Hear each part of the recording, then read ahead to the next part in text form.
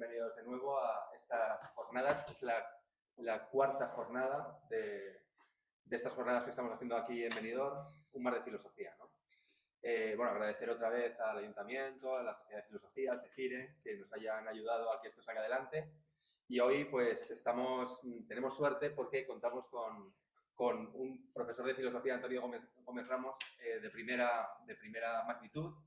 Él es profesor en la Carlos III, es también director del máster de posgrado en la Carlos III.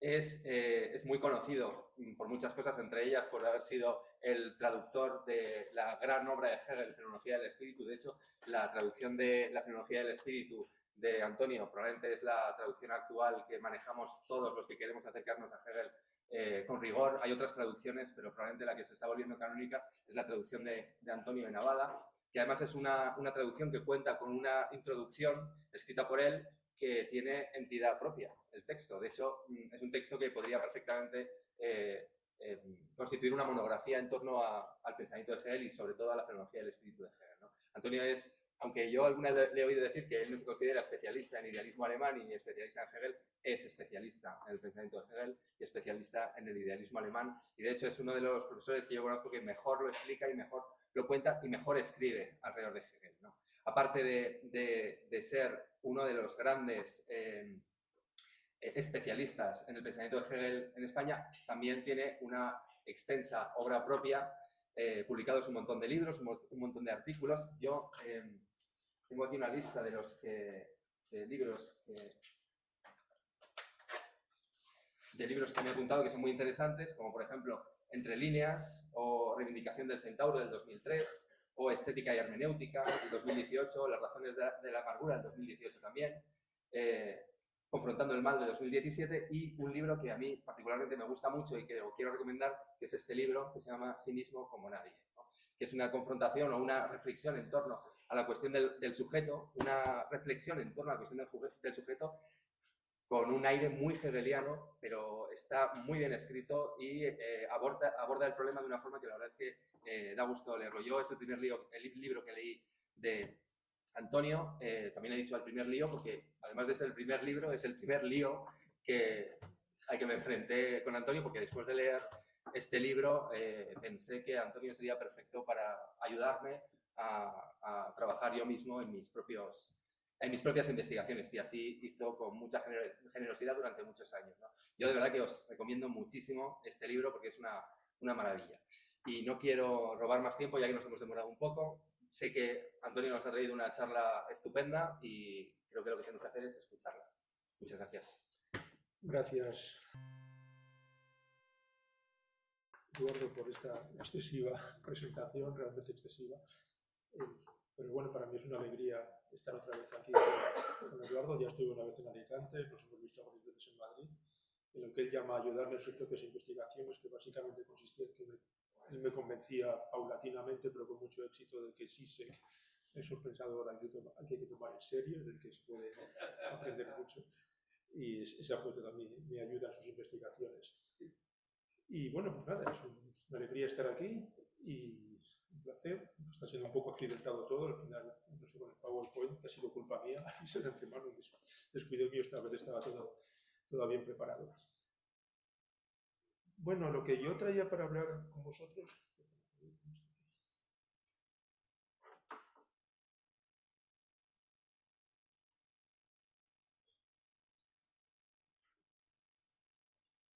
No tenía, no sé por si me llamabas antes y lo había dejado. Bien, lo que traía para hablar aquí pues es más bien... Sí, sí, mejor.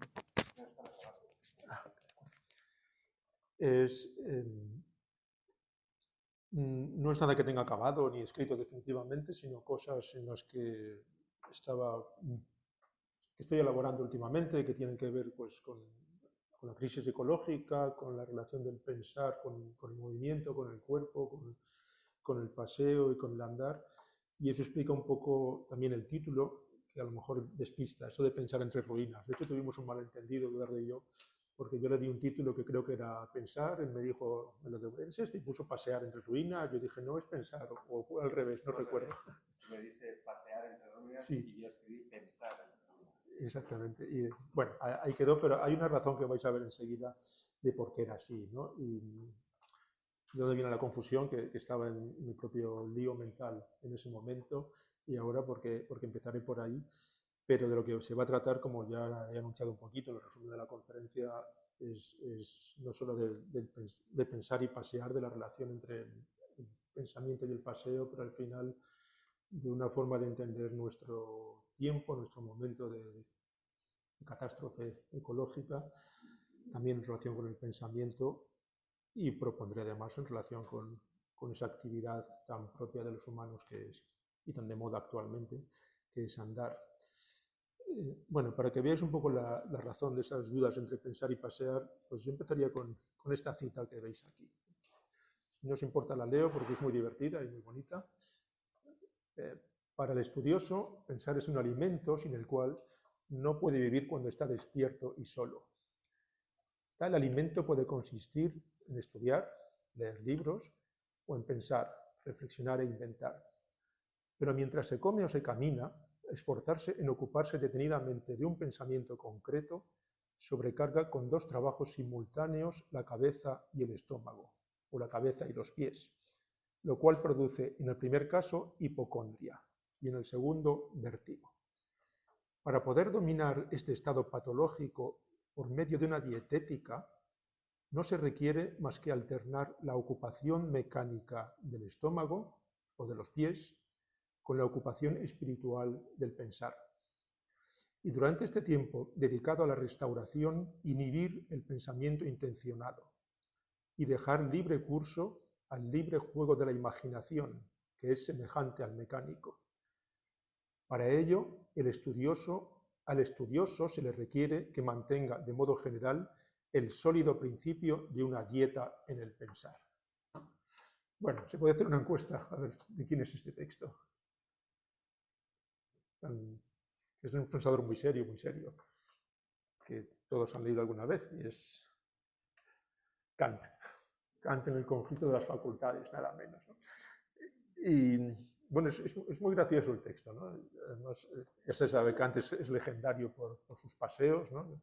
Encontré estas tres imágenes y las tres me parecen fascinantes, ¿no? La de Kant ya de viejecito, paseando con Königsberg, este Kant que se ha detenido en medio del campo, que no anda en ese momento, como si hubiera empezado aquí a pensar en lugar de estar en la distracción.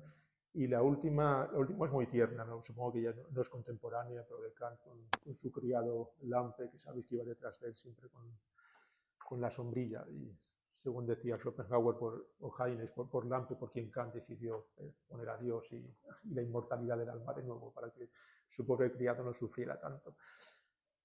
Bueno, los tres vemos a Kant en movimiento, a Kant de paseo. Lo que me interesa señalar aquí, para empezar, es esta dietética que propone Kant para el estudioso. Una dietética que consiste en que, bueno, yo necesito pasear, necesito moverme, claro, pero esto tiene que ser de manera ordenada, que haya ciertas horas dedicadas a la ocupación espiritual del pensar, las que me dedico a leer y a escribir, que necesariamente requiere una posición sentada, sedente, ¿verdad? Y uno se imagina que, claro, las críticas no se escriben andando, probablemente. No puede uno desarrollar esas demostraciones, esos argumentos tan sofisticados y además se mueve, ¿no? Pero luego Kant necesitaba la distracción del paseo, ¿no? Kant era un filósofo de la distracción. Las discusiones sobre si la atención es buena o mala, que en filosofía ha habido también desde Platón hasta Simone Weil muchas, Kant era de los poquitos que estaba en favor de la distracción justamente como momento de relajación, ¿no? Frente a la atención continua del trabajo, ¿no? Y de esta distracción del paseo dice él todavía, unas páginas más adelante, en ese mismo libro, que al abandonarse al libre juego de la imaginación, el movimiento resulta restaurativo. Al ir cambiando los objetos en los que se fija la atención, ésta se relaja de estar concentrada en algo concreto. Bueno, hasta aquí Kant, con esa rígida distinción entre la restauración del paseo, la distracción del paseo, pero que es distinto del pensar. La imaginación puede ser importante para pensar luego, pero pensar se hace sentado. El paseo es otra cosa, ¿no? Hay muchos más filósofos paseantes, como sabemos, y no todos piensan como Kant, ¿no? Por poner solamente tres ejemplos, los tres muy célebres. He empezado por Kierkegaard, pero por seguir por orden cronológico quizás sea mejor empezar por Rousseau, ¿no? Quien sabéis que era un grandísimo caminante y afirmaba esto: nunca pensé tanto ni fui tanto yo mismo, si es que puedo hablar así, como en los viajes que hice a pie. La marcha tiene algo que anima y aviva mis ideas. Cuando estoy quieto apenas puedo pensar. En otro momento dice, solo puedo pensar mientras camino. Y cuando me paro, dejo de pensar y mi cabeza solo avanza con los pies. Justo lo contrario que Kant. Aunque Rousseau es el que puso también en circulación esta forma un poco burguesa del paseo, parecida a la de Kant de las ensoñaciones del paseante solitario, como sabemos, ¿no? Pero aquí habla no de ensoñaciones, sino del pensamiento, ¿no? Mi cuerpo ha de estar en movimiento para poner en él mi espíritu. Y es más, Rousseau afirmaba que algunos libros suyos, había escrito montones de libros andando, libros que luego no llegó a escribir, simplemente los había montado en su cabeza mientras andaba, ¿no? Quien sí que los llegó a escribir parece es Kierkegaard, ¿no? Kierkegaard, aparte de esto que dice aquí, parece que le decía a su sobrina, ¿no? Cada día camino hacia mi salud, me alejo de todas las enfermedades, he caminado de camino hacia mis mejores ideas y no conozco ningún pensamiento tan agobiante que uno no pueda alejarse de él. Si una persona continúa caminando, las cosas seguramente irán bien. Pero es más, Kierkegaard llegaba a decir que él, paseando, se le ocurrían los libros, realmente los componía ya, y cuando llegaba a casa simplemente copiaba de memoria lo que había compuesto durante su caminata. Y el más célebre es Nietzsche, claramente, claramente, y Nietzsche desde luego es explícitamente antikantiano, ¿no? En todos los sentidos, y también en esto, ¿no? Estar sentado el menor tiempo posible, no dar crédito a ningún pensamiento que no haya nacido al aire libre y pudiendo movernos con libertad, a ningún pensamiento en el que no celebren una fiesta también los músculos. Solamente se puede pensar andando, viene a decir Nietzsche, Kierkegaard, Rousseau, muchos otros, ¿no? Justo al contrario que Kant. Bueno, sobre filósofos y paseo hay muchísimos, no va a ser mi tema hoy, es la forma de introducir la relación entre pensar y pasear. En 2 semanas viene Ramón del Castillo, que tiene un libro entero sobre filósofos de paseo, así que no creo que hable en 2 semanas de esto, pero siempre le podéis preguntar a él o leer su libro, simplemente. Lo que a mí me interesa entonces es, bueno, para empezar, esta relación entre el pensamiento y el movimiento andando, y el paseo, sobre todo en estos tiempos en los cuales el andar, pues, por razones que también discutiremos luego, culturalmente ha pasado al primer plano, ¿no? Hay toda una literatura sobre el caminar, tanto en filosofía como en literatura, que está muy presente también en las librerías, pero también porque también se escribe mucho sobre la relación directa que existe entre la acción de pensar, la acción de leer, la acción de escribir, la acción de caminar. Hay un antropólogo, Tim Ingold, que analiza, es un hombre obsesionado con la idea de las líneas y con la idea de que la existencia y la vida es trazar líneas, y las líneas se trazan al escribir, al leer, al andar, al pensar. Él recuerda que ya los medievales al leer le llamaban tractare, tiene que ver con el tractor, ¿no? Y con el tirar, con el moverse, de ahí la palabra tratado, ¿no? De modo que ya los medievales intuían algo que este Ingold desarrolla mucho, y es que leer y escribir pues tiene que ver con el andar, en el sentido de que es avanzar en un territorio, ir abriéndose paso, ¿no? Abrirse camino es el modo fundamental por el que los seres vivos habitan la Tierra. Uno se abre camino en un texto cuando lo lee, uno abre un camino cuando lo escribe, uno escribe en cierto modo el territorio cuando abre un camino, ¿no? Va dejando huellas que con el tiempo se convierten en caminos. Sobre esto pues habría mucha filosofía incluso de la deconstrucción, ¿no? En definitiva, Ingold vendría a decir que andar es una experiencia en la que percibimos y comprendemos nuestro cuerpo en relación con el mundo, igual que ocurre con la escritura y con la lectura. Bueno, con esto ya vamos construyendo entonces una relación más fuerte entre el acto de pensar y el acto de caminar y todo lo que va ligado al pensamiento, que es la lectura y la escritura. Hay un escritor que va a ser uno de los 2 protagonistas de lo que presente luego, un escritor que es Sebald, y Sebald, en una entrevista, me preguntan sobre caminar, no sé si conocéis a Sebald, es relativamente conocido en España, y es un autor muy de viajes, de contar sus viajes, sin hablar mucho de sí mismo, mucho de escuchar, luego hablaré más de él, ¿no? Pero sí le preguntan en algún momento sus viajes y la relación de su viaje con su literatura y su modo de escribir. Y su respuesta es así, me pareció muy inspiradora para esto que os estoy presentando. El andar y el mirar. Cuando se va a pie, se puede además ir mirando. Creo que con la prosa lo importante es que las cosas se vuelvan visuales. Es decir, que al lector se le vengan imágenes a partir de esas letras que pululan por la página. El elemento visual es para mí muy importante, y también el prosódico, el ritmo, ¿no? Y este seguro que tiene algo que ver con el movimiento. Esto es, no ir deprisa. Cuando uno va por Amberes, creo que la entrevista se la hicieron en Bélgica, por eso Amberes.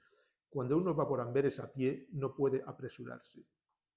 Entonces se siente agotado enseguida. Hay que mantener la medida o el tempo, ¿no? Decían los músicos.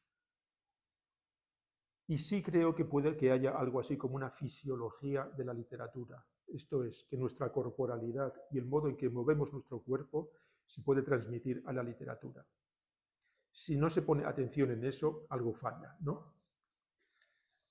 Bien, pues la escritura de Sebald sí que es algo así, es una escritura de un tiempo muy mesurado, con una prosa de frases muy largas, y corresponde un poco a esto y a esta idea de alinear la escritura con el pensamiento, con lo corporal, con el ritmo.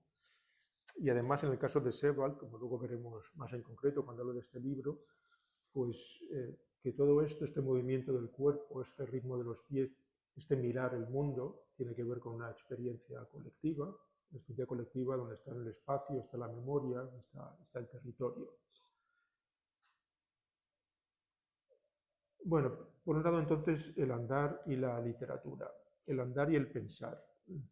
Sobre el andar y andar como tal en filosofía, siempre se quejan de que se ha escrito poco, aunque hoy día se escriben muchos libros de filosofía del caminar, y varios, ¿no? El de Frédéric Gros y el de Breton Le Breton y varios más, pero hay un clásico muy oscuro que tampoco es fácil de acceder ni de leer, pero que es interesante de echarle un vistazo, y es Husserl, ¿no? Husserl en el año 31 escribió un ensayo que se titulaba, bueno, es un fragmento de ensayo, porque ni siquiera lo publicó, se publicó en el año 47 o 48, y si se lee está realmente un borrador que tiene, ni siquiera está acabado. El mundo del presente vivo y la constitución del mundo extracorporal, todo muy fenomenológico. Los expertos en fenomenología lo disfrutan mucho. Pero en cualquier caso, la tesis de Husserl ahí es que si podemos percibir el mundo como una identidad permanente y podemos a su vez tener una propia autopercepción de nosotros como sujetos, no es solamente por los sentidos,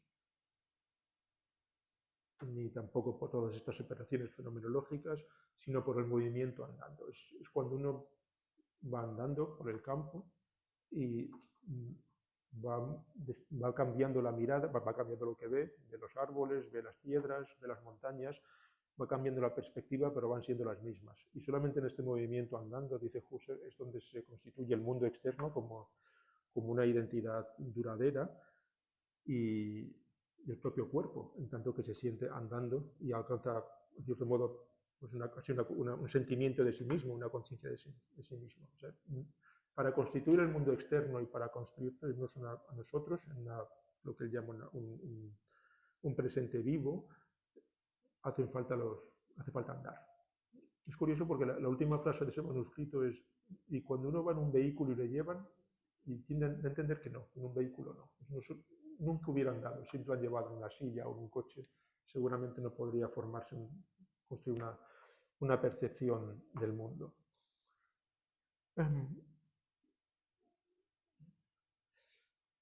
Bueno, voy amontonando ideas que tienen que ver con la relación, ya decía, de andar, pensar, y ahora ya pues con la percepción, con la atención al mundo, con la constitución del mundo, sobre todo con cómo percibimos el mundo. Y esa percepción, insistiré luego, tiene que ver con nuestro modo de pensar el mundo.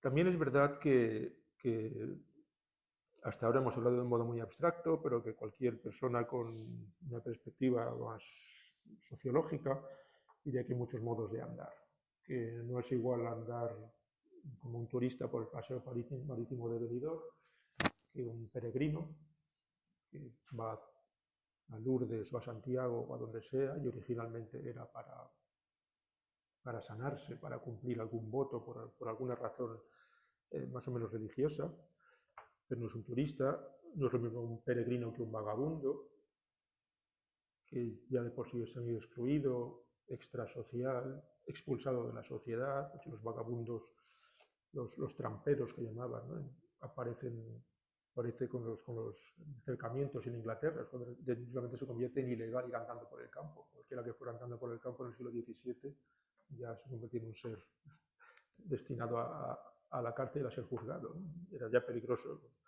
andar. Ahí es cuando aparece la palabra trampero en el sentido peyorativo que luego tuvo en inglés y que hemos tomado en español. No es lo mismo eso que el famoso flaneur de Baudelaire y de Benjamin, que tanto daba de sí en el siglo XIX, que todavía daría de sí hoy, tanto nos gusta, aunque hay buenas razones para pensar que hoy ya no hay flaneurs, aunque solo sea porque el capitalismo está en otro estado. No es lo mismo eso que los situacionistas cuando hacían sus derivas en un barrio perdido de París. Es otra manera distinta de andar, que quizás se vaya a acercar más a lo que digamos luego, pero no es la de Rousseau y desde luego no es la de Kant, no van ahí para distraerse ni para relajarse.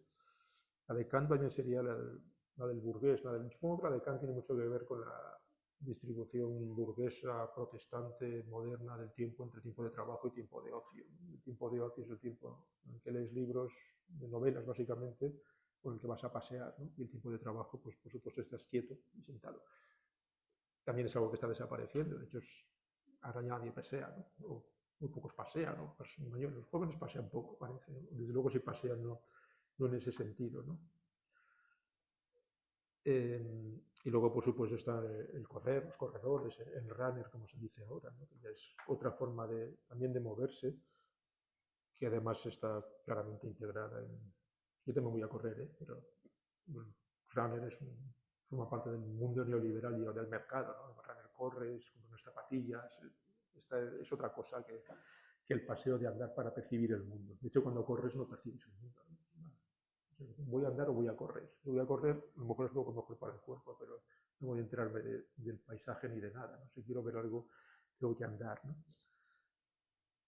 Bueno, todo esto quiere decir que los modos de andar son sociales y que además están, digamos que históricamente determinados, ¿no? Hay ciertas convenciones que históricamente se van dando de cómo andar y con qué objeto andar. Y en gran medida pues depende del estado del mundo, y eso ver luego, del estado de la historia, del presente en el que estemos, depende también que haya unos modos u otros de andar, incluso unos mejores y otros peores, ¿no? Bueno, con esto adelantaría ya la primera parte de, si queréis, una de las tesis que vaya a defender aquí, si defiendo alguna, y es que andar es una percepción del estado del mundo. Y a lo que voy a ir luego es que estamos en un mundo en el de la crisis ecológica, que es, como decía en el título, en ruinas, ¿no? Y ese mundo en ruinas ya no puedes andar como andaba Kant, por ejemplo, ¿no?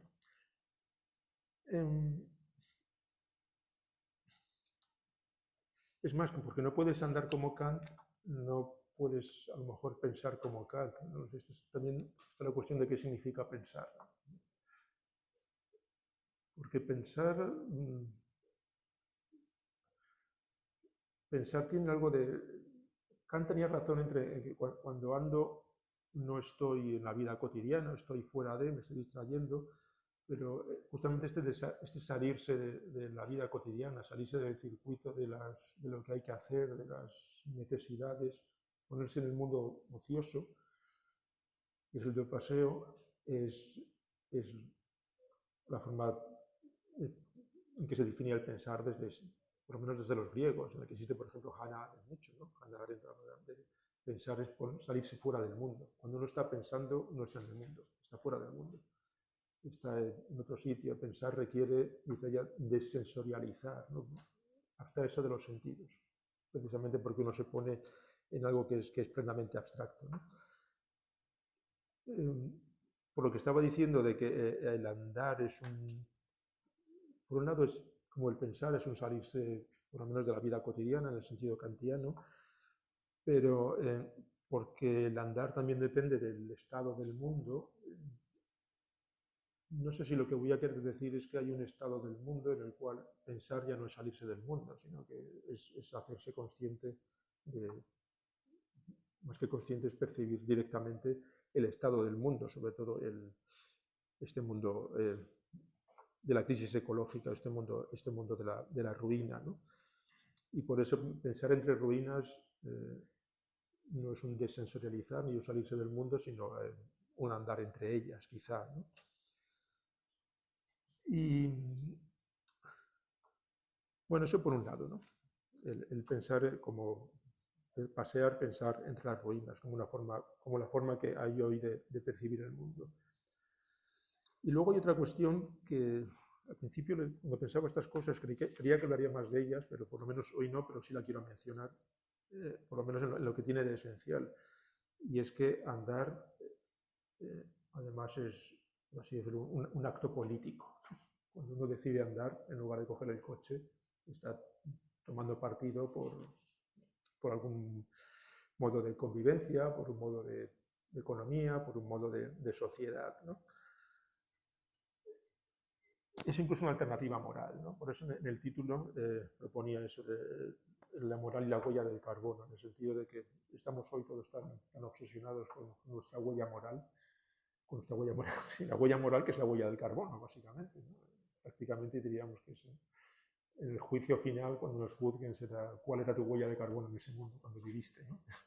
Bueno, no se lo diría en un medieval, pero nosotros sabemos que nos veremos examinados ahí, en vista de lo cual, pues, procuramos no coger el coche y con mucho orgullo vamos a la bicicleta o vamos al avión, y en el mejor de los casos no vamos al avión, efectivamente. Procuramos no coger el avión, lo cogemos con mala conciencia, vamos más bien en tren, y lo ideal, por lo menos para los partidarios de la sociedad del decrecimiento, sería andar. De hecho, tienden a decir que es la única solución, que nos sentimos a veces, bueno, voy en tren y no cojo el avión.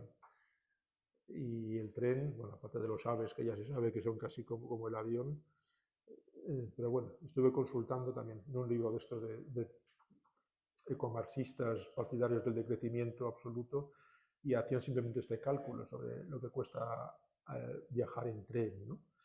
Decía, un viaje de Londres a Madrid en tren libera 25 kilos de CO2 por pasajero, frente a los 119 del mismo viaje en avión. Entonces, si también calculas la ocupación, es decir, que el tren no va siempre lleno, que el tipo de motor que haya, de dónde puede ser la energía eléctrica y demás, quizás serían 44 kilos en lugar de 25, o sea que ya es mucho menos, ¿no? Incluso el tren más inocente pues no deja de consumir mucho. Y no hay que olvidar tampoco, a pesar de que hoy día nos ponemos muy románticos con el tren, que desde el siglo XIX el tren era el emblema del capitalismo, del desarrollo económico. Lo que empezó a destrozar la naturaleza fue el ferrocarril, y el capitalismo avanzaba con el ferrocarril. Entonces, aunque ahora desde la ecología siempre reclamamos el tren frente al avión, frente al ave y frente a todo, pero no hay que olvidar lo que era aquello y lo que sigue siendo, ¿no? También en términos de infraestructuras. Incluso todas las partículas que yo no sabía que debe ser verdad, que los trenes emiten más partículas que el coche o que el avión. De modo que había una especie de contradicción en esto del ferrocarril. Incluso este cálculo también a mí me dejó realmente, lo digo porque, como sabe Eduardo, a mí la bicicleta me gusta mucho. Y cuando cojo la bicicleta lo que puedo, que en la Comunidad de Madrid no es mucho, pues uno se siente muy orgulloso, no solamente porque le gusten en bicicleta, sino porque parece que está haciendo algo por el mundo. Pero luego lee este cálculo que está hecho simplemente para la ciudad de Quebec, ¿no? Y allí, pues, bueno, suponiendo que haya 4 millones de ciclistas, 5 millones de bicicletas, suponiendo que ya es mucho suponer que estén diseñadas para durar 50 años, eso significa que son bicicletas de hierro, o de acero, perdón, el cuadro de acero, son los antiguos, porque ahora la gente se los compra, algunos los compramos de carbono, que creo que es ecológicamente es lo menos aconsejable, ¿no? Fabricar una bicicleta de carbono, la de aluminio así, así. Bueno, pero una bicicleta de hierro, de acero, pues duraría 50 años, pero para 5 millones de bicicletas supondría que el 2% lo sustituyes cada año, 100.000 vehículos nuevos cada año. 100.000 vehículos nuevos, según este cálculo, requiere pues, toda esta cantidad de kilovatios, que equivale a la producción anual de 35 aerogeneradores de 2 megavatios. O sea que, si recuerdas la película de Las Bestas, el drama que supone poner un par de molinos de viento, pues si solamente por una ciudad como Quebec hace falta 35, y todas las ciudades empezamos a movernos en bicicleta, me parece que no nos ahorramos el tener aerogeneradores por todos lados. Bueno, esto es para insistir en el andar como acto político, en el sentido de que en una dimensión de ser moralmente muy estrictos, no digo ya ser unos idealistas del decrecimiento, pero con un rigor moral casi kantiano, uno iría siempre andando, ¿no? Es la forma más pura y segura de que no va a emitir CO2 en el ambiente, que va a emitir el mínimo, ¿no? Bueno, pues esto en realidad era la introducción, casi, ¿no? Pero la idea es tratar de pensar esta idea de caminar como acto político y a la vez como forma de percibir el mundo, y el mundo concreto que tenemos hoy es un mundo, como decía, en ruinas. Y para hacer eso, pues dentro de la enorme literatura que hay sobre el andar actualmente, me proponía fijarme en 2 obras en concreto. 2 libros, que uno de ellos me acompaña hace mucho tiempo, me gusta mucho, el otro lo descubrí hace muy poco, pero me parecen muy interesantes por varias razones, ¿no? Son este de Sebald, Los anillos de Saturno, y el de un escritor palestino, Nahal Shehadeh, que en inglés se llama Palestinian Walks, paseos palestinos o paseos por Palestina. Bueno, y los dos tienen en común, como intentaré mostraros ahora, pues el de 2 autores paseando por un mundo que se les revela, ¿no? Y la idea es que el mundo se te revela, lo percibes en el paseo, y se les revela, veremos, como ruina, como algo que les asfixia en cierto modo, y de una manera que tiene mucho que ver con la memoria. Los dos caminan, observan con una mirada moral, claramente. Eso es lo que ocurre, no solamente que porque no vayan ni en bici ni en coche, sino por su modo de percibir el mundo, su sensibilidad moral hacia el mundo. Y los dos tienen de particular que de alguna manera en este andar suyo, con esta mirada moral, pues entran en el territorio, chocan con él, lo recorren y hay un choque ahí, ¿no? Algo conflictivo que se les revela y que les produce también ciertos efectos y afectos, ¿no? Y en ese sentido, pues los dos son 2 modelos posibles de formas de andar hoy, distintas del flaner, distintas del situacionista y distintas, desde luego, de la de Kant o de la de Rousseau, ¿no? Y los dos lo presentan en este libro de aquí, ¿no? Por presentar un poco a los 2 autores, porque entre los dos hay una especie de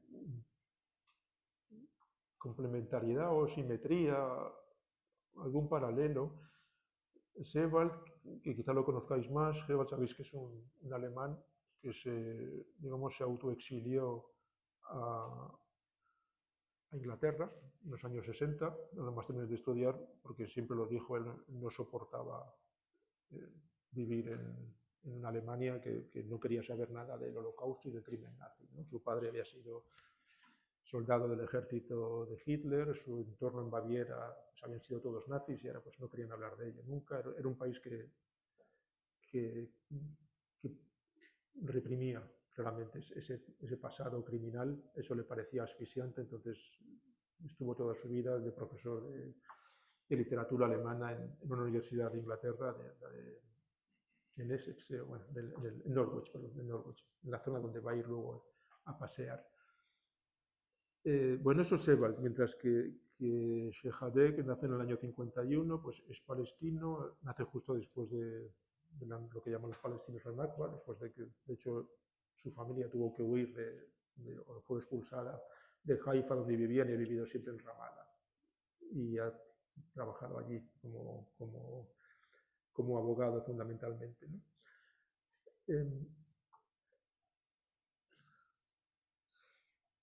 Y bueno, la idea es que mientras que Shebal se autoexilia, Shehadeh se siente como exiliado en su propia tierra, ¿no? Se ve progresivamente humillado por los que eran, o se decían, descendientes de aquellos que habían sido masacrados por los padres de Sebald, o por el país de Sebald. Luego es muy curioso también la cuestión del idioma, porque Sebald escribe en alemán siempre, a pesar de que después que acaba de Alemania, se adapta totalmente a Inglaterra, pero escribe en alemán además bellísimo, pero como muy arcaizante, porque no quiere utilizar ni el lenguaje alemán corrompido por el tiempo de Hitler, ni tampoco el alemán de la posguerra, que es un alemán muy americanizado. Los alemanes de ahora hablan una especie de Germanglish o algo así, ¿no? Es una cosa, meten palabras en inglés de cualquier momento, y de Sebald es casi un alemán del siglo XIX a veces, ¿no? Mientras que Shehadeh escribe en inglés siempre. Estudió en Inglaterra, en Canadá, en universidades anglosajonas, y escribe en inglés. Ha trabajado en inglés como abogado de los derechos humanos. Y luego, pues, además, habiendo decidido quedarse, ¿no? Desde que Sebald decide exiliarse de donde no tiene por qué irse, y Shehadeh se queda donde podía haberse ido tranquilamente, ¿no? Haber iniciado una vida en otro sitio. Y luego están los personajes, ¿no?, que aparecen en estos paseos. Los personajes de Sebald, si habéis leído sus libros, suelen ser judíos exiliados, huidos de los nazis. En los Anillos de Saturno ya veremos que hay más personajes que esos, mientras que en Shehadeh lo que aparecen son unos israelíes que siempre son enemigos que miran desde lejos, ¿no? O bien colonos, o bien guardias, o bien jueces no precisamente muy justos, ¿no? Es por ello la curiosa complementariedad que hay entre los dos. Luego, por supuesto, pues hay un eslabón entre los dos libros, ¿no? El que une al judío víctima de los nazis con el israelí que está oprimiendo a los palestinos, ¿no? Justamente con el argumento de haber sido oprimido por los nazis, ¿no? De haber sido la víctima del Holocausto. Y aunque ese vínculo es discutible, a mí me da mucho que pensar, porque he trabajado mucho sobre cuestiones de memoria histórica y mucho sobre judíos y pensadores judíos, y claro, por eso tenías una relación más de simpatía con Israel, si querías, ¿no? Tampoco tienes por qué ser ese vínculo tan fuerte como inevitablemente lo hacemos, ¿no? Es un vínculo que se sostiene sobre toneladas de libros sobre el Holocausto, pero a vez está sosteniendo las bombas de ahora, ¿no? Entonces, a mí por lo menos eso me produce bastante inquietud como para que venga aquí a hablar del escritor palestino y del escritor alemán a la vez, ¿no?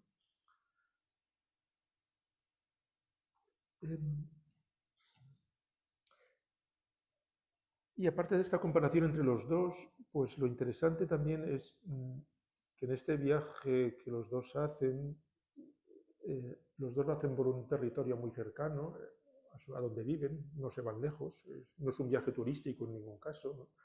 Sebald lo que hace es que se da una vuelta, lo veremos, por la región donde viven, en East Anglia, en la zona de Norwich, en el condado de Suffolk, ahora aparecerá en un mapa, en el noreste de Inglaterra, que es cerca de donde vivía, y Shehadeh obviamente pues apenas se aleja de Ramallah, ¿no? O sea, los dos hacen un viaje por un territorio muy cercano, y los dos descubren cosas parecidas pero a la vez cruzadas. Los dos descubren o insisten en la caducidad, en la impermanencia de todo lo que hay, en lo que todo tiene de histórico, de acabarse, de hundirse. Los dos insisten o descubren, más que insistir, lo descubren, lo van viendo, el cruce que hay tan destructivo de naturaleza e historia, cómo la naturaleza se va destruyendo conforme avanza la historia o cierta historia de cierta cultura y civilización humana. Y los dos por eso mismo van percibiendo paisajes o bien arruinados o paisajes abandonados. El abandono es una palabra muy frecuente en Sebald, o como dice el título del libro de Shehadeh, el vanishing landscape, un paisaje que desaparece, ¿no? que se está desvaneciendo. Y en ese sentido, los dos me interesaba, viniendo como venía de la cuestión de la crisis ecológica y de esto que se llama ahora el antropoceno, pues como dos caminantes que escriben sobre las huellas del antropoceno que van descubriendo en el territorio por el que caminan, al lado de su casa, prácticamente. Aunque lo hacen de manera distinta, ¿no? También será el contraste que trataré de hacer ver entre ellos, que también es nuestro modo que tendremos quizá de ver incluso paseando por aquí, por los montes de Alicante o los de Madrid si quieres, ¿no? El de Sebald es más posthistórico en cierto modo. Luego podemos discutir por qué, quizá por la circunstancia en la que escribía, posthistórico incluso posthumano, mientras que el de Shehadeh es quizá todavía muy humano y paradójicamente pues tiene algo más de esperanza. Bueno, pues voy a presentar a los dos autores, los dos libros, y después si queréis algunas ideas de cada uno, abrimos la discusión. De Sebald, bueno, pongo algunas fotos, algunas de las cuales aparecen en su libro, porque es un autor de una prosa que he traído un libro sin puntos y aparte, con frases larguísimas, pero como muy hipnotizadoras, que no puedes soltarte de ellas, pero de vez en cuando pone una foto entre medias y las fotos son importantes, ¿no? Y esta foto, por ejemplo, es muy de lo que él ve, ¿no? Paseando por cerca del Mar del Norte. Y bueno, él empieza este viaje, lo dice al principio de todo, pues que es un viaje que además le llama peregrinaje, ¿no? El libro se llama Los Anillos de Saturno, un peregrinaje inglés.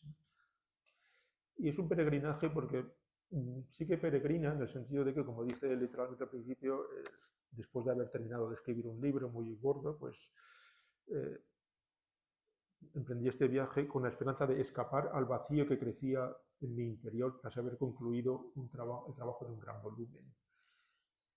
Y entonces pues camina por Suffolk, que es este condado inglés, que es un condado que había conocido tiempos más brillantes, sobre todo en la época dorada de Inglaterra, en el siglo XIX, y que ahora, sobre todo en la época de Thatcher, en la que camina en los 80, 90, pues absolutamente abandonado, desindustrializado, de casas que se caen, de ciudades en las cuales no ocurre nada, con mucho paro, donde todo está cerrado, es lo que él va viendo, ¿no?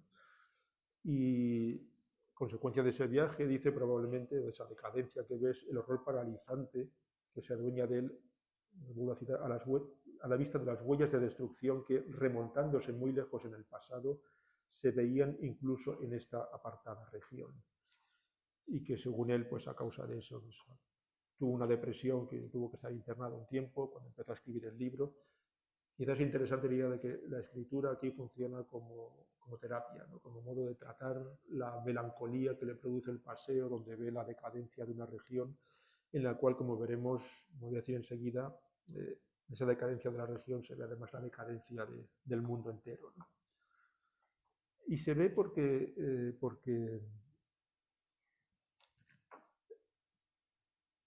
lo interesante de este libro, lo bonito, es como en los paseos de este autor por diversos rincones, como digo, en general siempre muy abandonados. Luego voy a estas fotos, ¿no? Pero es así o así, o esto vendría luego. Interesante es como en cada lugar por el que va encuentra una conexión con otro punto del planeta y con alguna catástrofe de la historia, normalmente de la historia colonial, ¿no? El hecho es que la idea es que él va por una zona, digamos, marginal dentro de un país que sí que había estado en el centro de la civilización, pero en esa zona marginal abandonada, pues en cada puerto, en un palacio abandonado que se encuentra, en una antigua industria, pues a él se le disparan relaciones con la colonización británica por todos lados, con el genocidio belga en el Congo, con los crímenes alemanes del Holocausto, con la industria de la seda, la guerra del opio en China, provocada por los europeos, con el consumo de arenques, ahora voy a eso, con la extinción de los arenques por la contaminación marina, o sea, como si todos los desastres de la historia humana pudieran concentrar aquí, ¿no? Esto es bonito porque estas cosas que Internet también es caduco. Hace un par de años lo descubrí, una autora que había trazado un mapa que se podía hacer muy bien, moverse por el mapa, de cómo en cada uno de los lugares por los que él va pasando en Suffolk, ahí por el noreste de Inglaterra, salían líneas a otros lugares del planeta, donde tenían lugar estas catástrofes a las que me refería, y no podía moverse ahí, pero esto ya solo se encuentra como fotos fijas, ¿no? Ya no aparece la página tan móvil del principio. Eso que Internet tampoco es eterno, curiosamente. Una pena, porque era bonito verlo. No, la idea entonces es dos cosas. Una, que muy al estilo de Walter Benjamin, y sé de Walter Benjamin, está pasando el cepillo a contrapelo de la historia. En lugar de la historia de progreso, avance, civilización, lo que él va mostrando es cómo, fundamentalmente por la colonización europea, todo el planeta ha ido de catástrofe en catástrofe, ya arruinándose totalmente, ¿no? Y no solamente otros pueblos, otras civilizaciones, otras culturas, ¿verdad? Digo que no, vale. Sino sobre todo también la naturaleza, ¿no? Es muy interesante cómo va descubriendo sobre todo la naturaleza que se va viendo arruinada. Me detengo solamente en ello por la historia natural de los arenques que cuestan. Los arenques, que eran un pescado abundantísimo en el Mar del Norte, que crecía solo, que a veces iba solo, inundaba las playas, que poblaciones enteras se alimentaban de ellos, y que luego, pues, fundamentalmente por la contaminación, han ido desapareciendo, ya casi no hay, ¿no?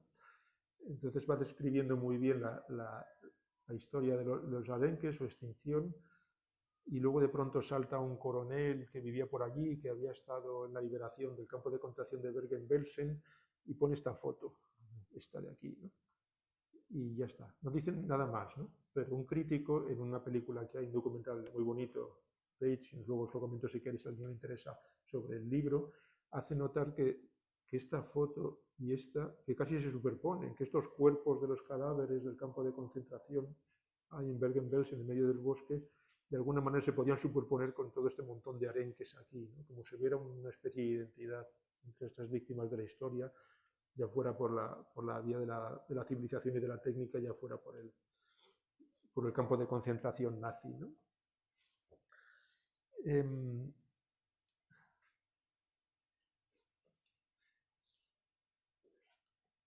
Otra cosa interesante del libro de Sebald es muy benjaminiano en este sentido de ir a contracorriente de la historia, a contrapelo. Todos conocéis la imagen de Benjamin, del ángel de la historia, que mira desde arriba y ve la catástrofe creciente ante él, ¿no?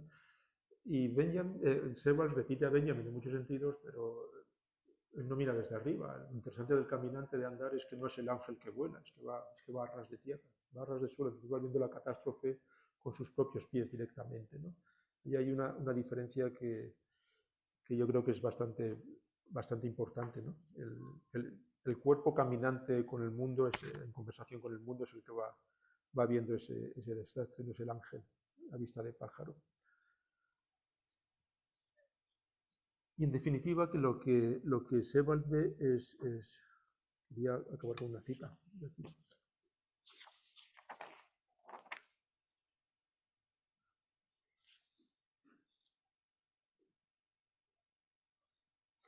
Bueno, ya, saltar. Esto es muy bonito, ¿no? Como Sebald tiene sus propios fans, pues alguien que coge el libro y va recorriendo el mismo camino mientras lee el libro. Pero bueno, esta es quizá la frase central por la discusión que luego venga con Shehadeh, ¿no? En algún momento de todos estos paseos, viendo todos estos lugares abandonados, decadentes, que reflejan, que condensan, que están conectados con todas las catástrofes de la civilización humana, pero que también son de la propia naturaleza, ¿no? La propia naturaleza tiende a decaer y a juntarse con lo humano, pues la idea que suelta es esta, ¿no? Ahí viene, por supuesto, su melancolía después al final del viaje. En cada cosa nueva hay una sombra de aniquilación, por la historia de cada orden social o individual. Y, por cierto, la historia del mundo entero no describe un arco cada vez más amplio y maravilloso, que es la historia de progreso imaginada por los modernos, sino que sigue un curso que, una vez que alcanza su meridiano, lleva ineludiblemente hacia lo oscuro. Y aquí termina, en cierto modo, la melancolía de Sebald, ¿no? Es una melancolía que no deja de ser, hasta cierto punto, casi reconfortante, ¿no? Lo reconfortante que es ser a Sebald, ¿no? Bueno, todo esto se hunde, pero es muy bonito contarlo, ¿no?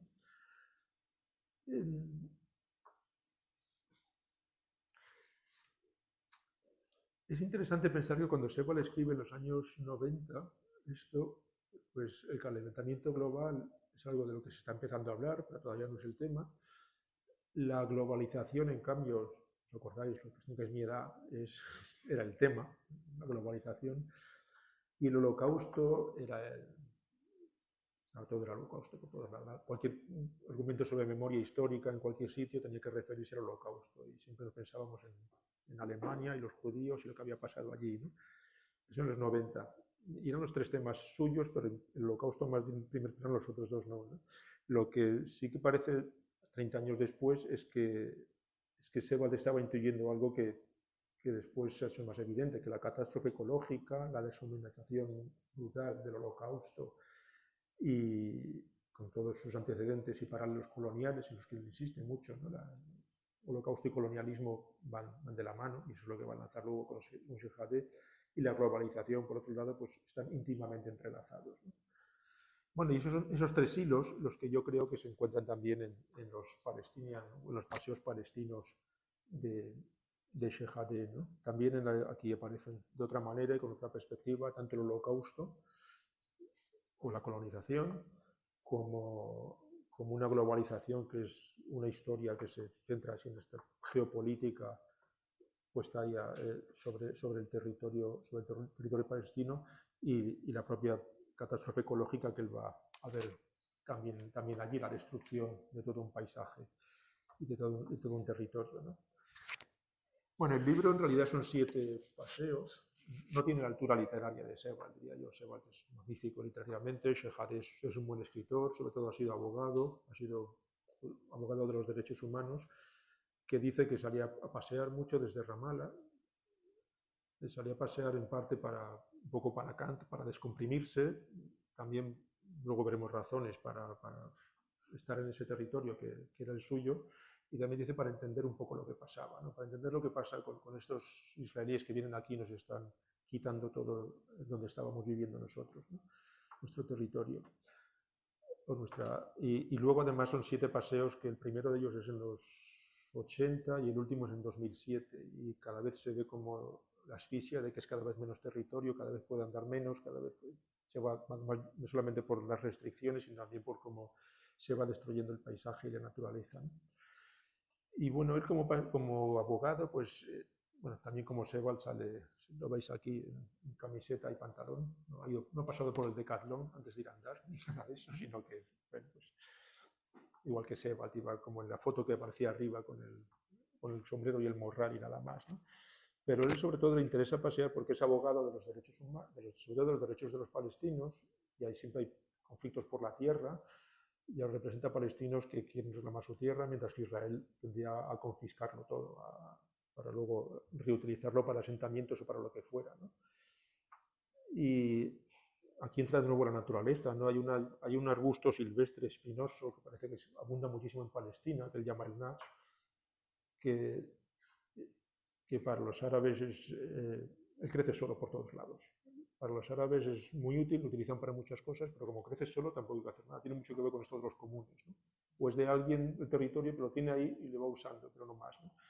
Para los israelíes y para los occidentales en general es la típica mala hierba que crece sola por todas partes. Si hay esta mala hierba es que este territorio no lo cuida nadie, por lo tanto se puede confiscar, se puede recalificar.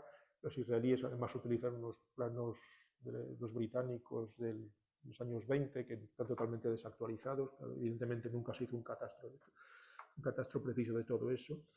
De manera que, como dice, pocas hierbas, pocos arbustos han tenido tanto protagonismo en los tribunales como ha tenido este gacha aquí, ¿no? Y bueno, pues gran parte de los paseos son, a la vez que cuenta el territorio, el paseo pues va relatando procesos judiciales que normalmente pierde, y cuando el juez le da la razón, siempre al final hay una normativa israelí, del Estado israelí, que por motivos de defensa, pues entonces no hay seguridad. Así que aunque tengas razón, de todos modos, no. O sea que lo que va es de derrota en derrota.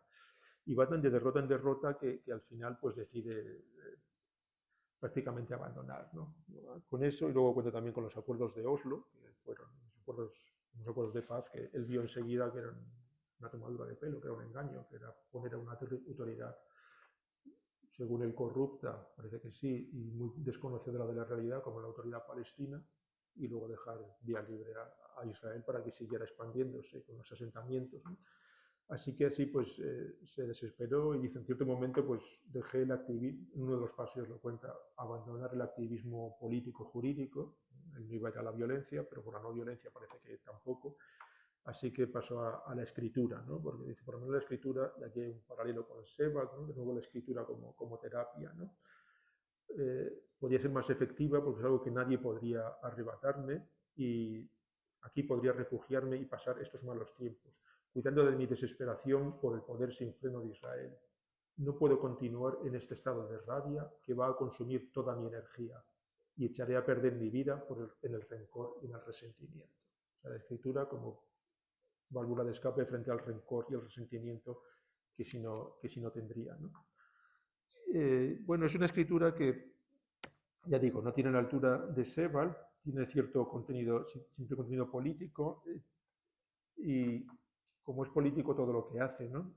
Contiene cierta esperanza, luego ya la esperanza que él trata de argumentar, y describe además el paseo o el andar. Esto parece importante. Andar siempre ha sido una forma de ocupar el espacio público. El espacio público se ocupa andando, sobre todo, ¿no? Para que sea público. Cuando son coches ya no es público, ya está sometido a los privados, ¿no? Y entonces, desde que empieza a andar, y sobre todo por lo que llamaban la zona C, que es una zona que después de los acuerdos de Oslo quedaba legalmente, pertenecía a los palestinos, pero estaba bajo jurisdicción israelí, con lo cual los palestinos no podían entrar, ¿no? Entonces su forma de entrar allí era una forma de afirmar una presencia, por así decirlo, ¿no? Afirmar la presencia palestina en un territorio que no podía ser visitado ni transitado, y que se consideraba, como nadie lo visita, ni está desocupado, como está desocupado, se puede uno extender, podemos extender asentamientos por allí. Primero hacían reservas naturales y luego asentamientos. Así que lo que él va viendo es cómo todo el espacio palestino pues se va cubriendo de asentamientos. Estos son fotos, no son del libro, esto es aparte, pero por ahí aparecen, ¿no? Que van cuadriculando y aislando los diferentes valles en los que viven los campesinos, incluso le impiden a él pasear, ¿no?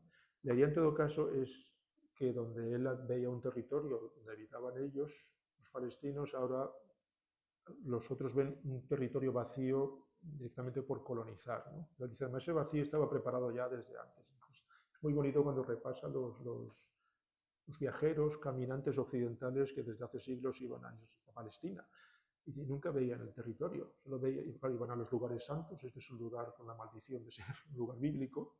Todos iban a los lugares santos, pero cuando hablaban de estos valles, hablaban pestes, ¿no? Viniendo de Inglaterra les parecería muy feo. Cita Mark Twain que dice, Palestina es un lugar desolate and unlovely, es desolado, imposible, no son paisajes que para él son bellos, y sin duda tienen su belleza, ¿no?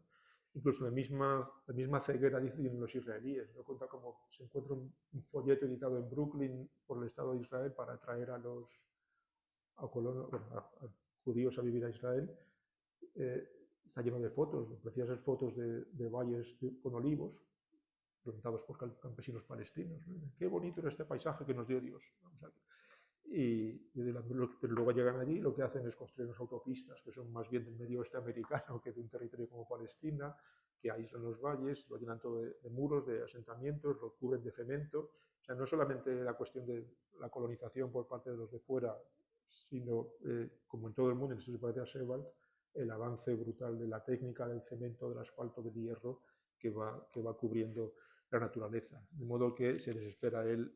En 2 décadas y media, uno de los tesoros del mundo, este paisaje bíblico que todavía le había resultado familiar a un contemporáneo de Cristo, se insiste mucho en que no había cambiado nada desde los tiempos de Cristo, no sé si será verdad o no, estaba siendo transformado en muchas partes hasta lo irreconocible. Dice, esto es, además aquí esto claro, se cruza con su propia biografía del fracaso personal, con este fracaso histórico, ¿no? Dice, pero eso es una pena, y es la pena de que se pierda este paisaje. Con el tiempo este dolor por el fracaso, esta lucha será compartido por árabes y judíos y amantes de la naturaleza en cualquier parte del mundo. Todos lamentarían, como yo lamento, la continuada destrucción de un lugar exquisitamente bello. Sin embargo, y aquí viene el movimiento inverso al de Sebald, positivo, ¿no? Positivo, esperanzador, curiosamente, ¿no? Y es cuando habla de este tiempo, en esta idea de comprensión del espacio y comprensión del tiempo, el tiempo largo, el tiempo profundo, el tiempo histórico, el tiempo geológico casi, ¿no? Los movimientos tectónicos que habían ocurrido durante miles de años parece que le están sucediendo en cuestiones de meses, ¿no? Por la rapidez con la que está cambiando el paisaje, dibujando un mapa completamente nuevo. La Palestina que yo conocía, que había pensado que era mi tierra, la estaban transformando ante mis ojos.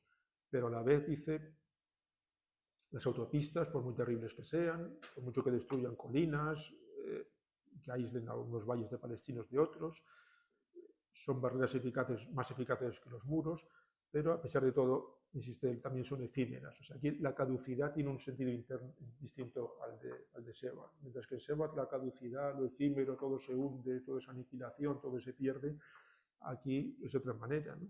Las construcciones humanas, miradas desde la perspectiva de la tierra, casi no cuentan. Una carretera deja una cicatriz en las colinas, pero con el tiempo la cicatriz sana y queda absorbida e incorporada. Las piedras se juntan para construir casas, pero se caen y vuelven a la tierra, por grandes y formidables que hayan sido. Ahora salpican la tierra monumentales castillos de los cruzados en estado ruinoso, al igual que las ruinas de otros imperios que han prevalecido en esta región.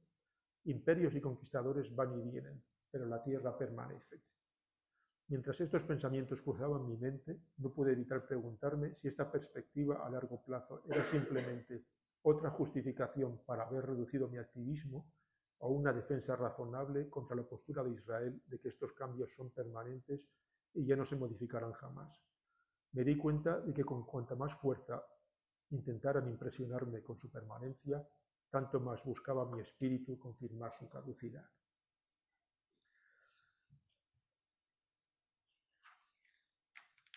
Bueno, pues casi llevo ya 1 hora hablando, ¿verdad? Casi. Si me permitís, la conclusión la voy a leer para ir más rápido, porque no me enrollo.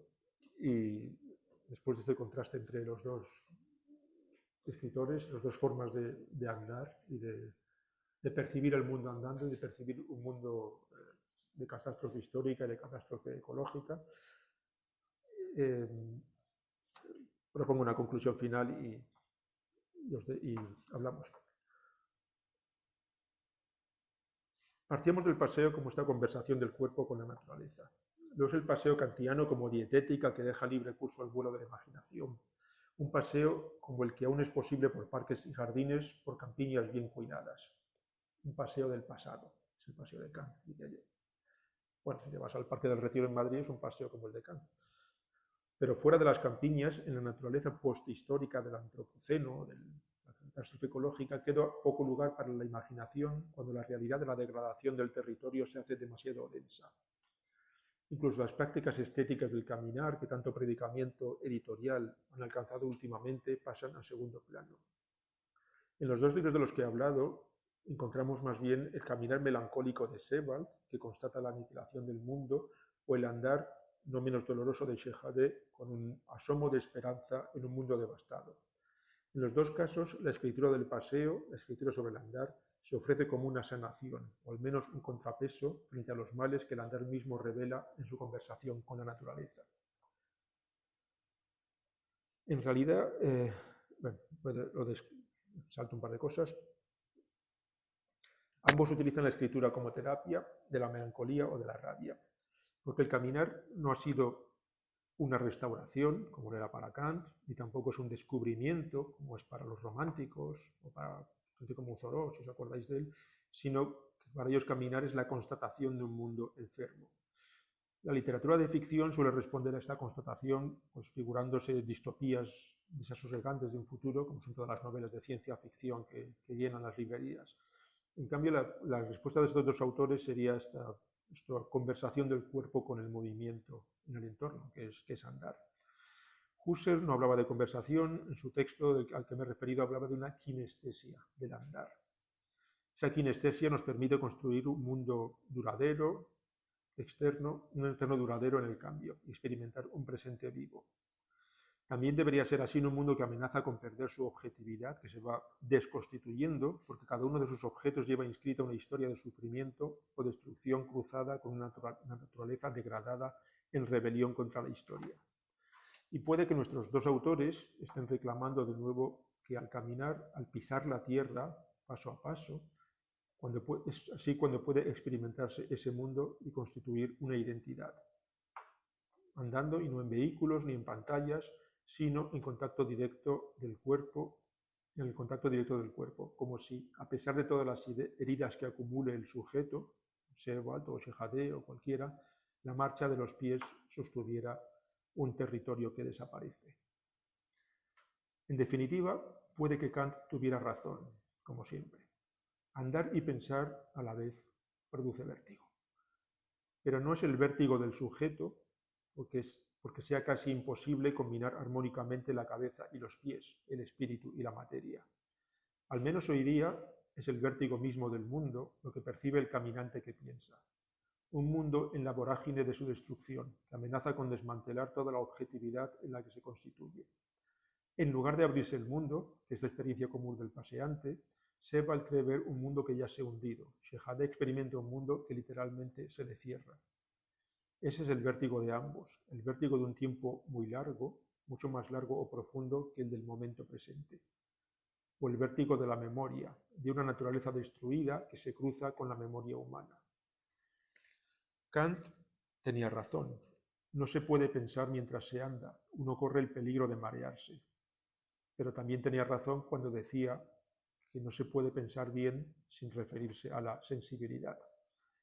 Y lo que parece enseñar, al menos esta literatura del caminar, es justamente eso, ¿no? ¿Quién puede sentir nada del mundo si no va andando? Gracias.